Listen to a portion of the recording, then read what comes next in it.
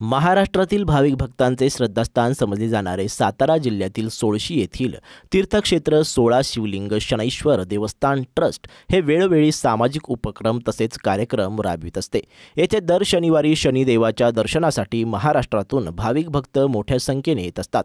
त्याच पद्धतीनं मोठ्या प्रमाणावर दानधर्मही करत असतात। वर्षाचे 365 दिवस येथे अन्नदान केले जाते।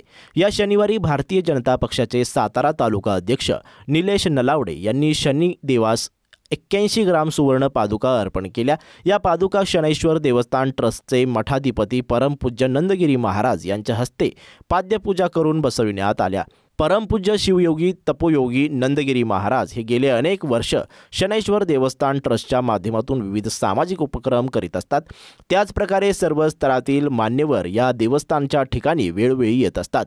भाजपचे सातारा तालुका अध्यक्ष निलेश नलावडे ही दर शनिवारी या देवस्थानाच्या ठिकाणी येऊन शनिदेवाचे दर्शन घेत असतात। या शनिवारी त्यांनी 81 ग्रामच्या सुवर्ण पादुका अर्पण करून एक आगळा वेगळा धार्मिक आदर्श निर्माण केलाय। याबाबतचा हा घेण्यात आलेला आढावा। सातारा YFC न्यूज प्रतिनिधी मुकुंदराज काकडे।